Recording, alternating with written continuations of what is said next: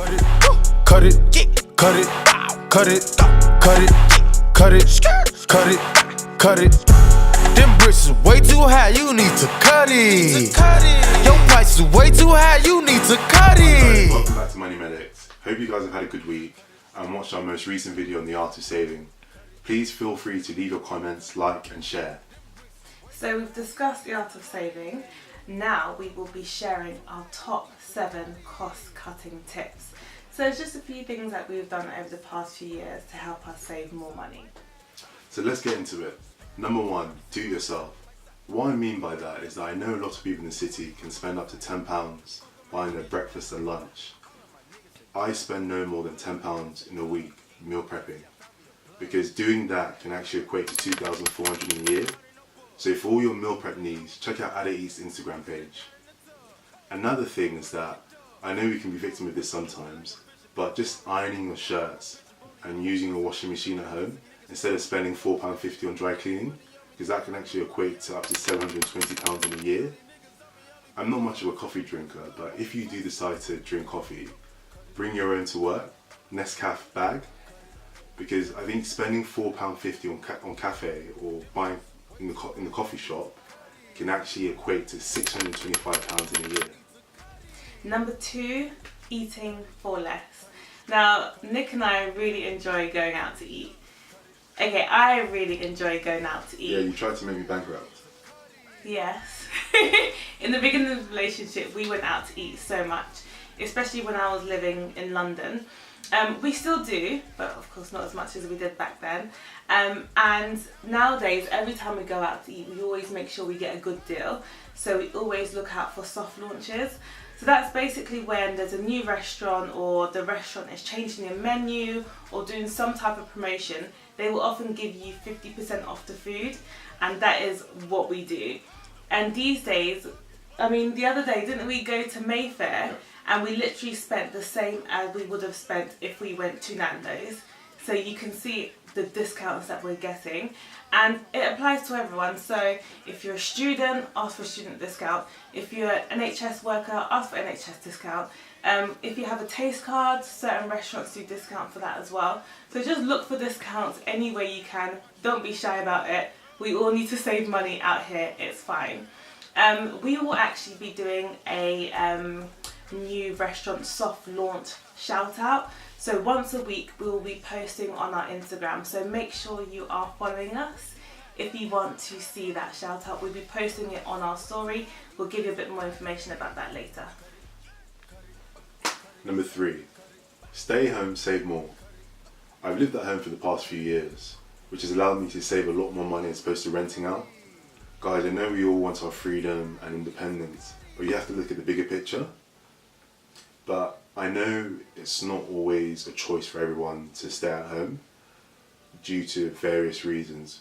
Like, I know you've rented for a bit, Eve. Yeah, even when I was at university, a lot of my friends had really nice apartments or houses. I was living in... It was okay, it was legal, but it wasn't the best living conditions and it was really cheap. But the thing is, I knew that university, it was only a 4-year course and I had other goals. So it did allow me to save up a lot of money and allowed me to do a lot of other things now in my life that I wouldn't have been able to do had I had luxury living at that time. Number 4, bigger pay, bigger save. What I mean by that, I know it can be quite tempting when you get a pay rise or you get a bonus to take on more debt, buy more luxury items, but it's so important to live below your means. So if you've got a salary increase or bonus coming up, don't necessarily splash out on buying or renting out an even more expensive place. Try and save that money. I remember when I first qualified, actually, I had so much more money in my account in comparison to when I was at university.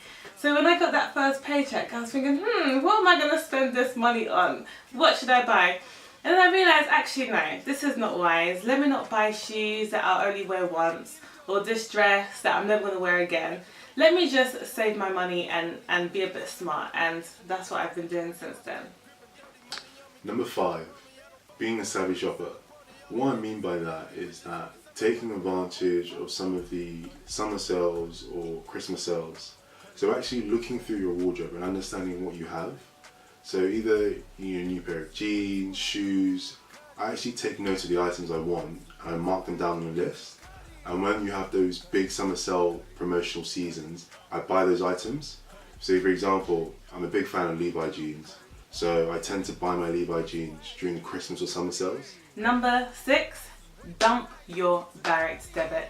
It's so easy for different direct debits to just pile on top of each other, and if you're not reviewing them very regularly, you can end up paying a lot a month.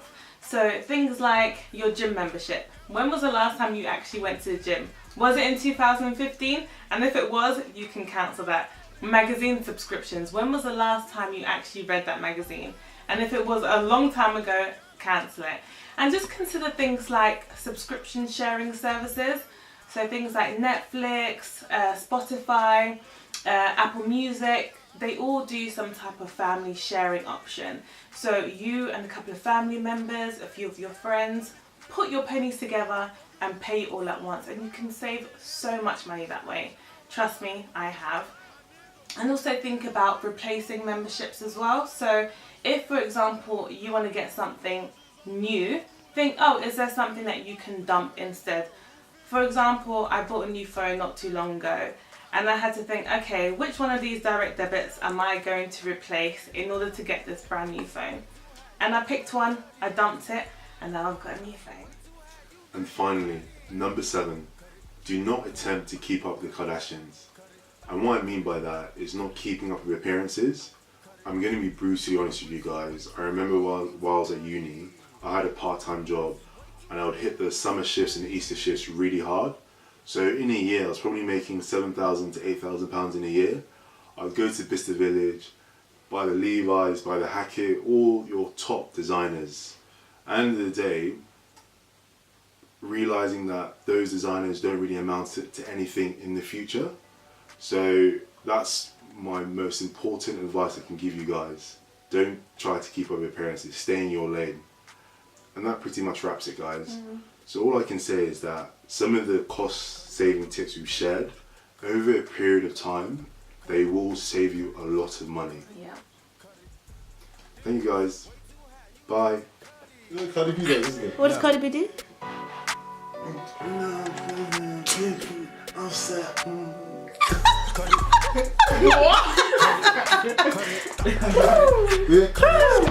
we talking about the same person? Was there a different Cardi B that I don't know? That's what she did. Little bit tough thing. What's it? Yo. There was trap music on the radio and Mum was like, yaka yaka yaka. What's this up? It's a rap, it's a rap, it's a rap. And it's a rap, guys.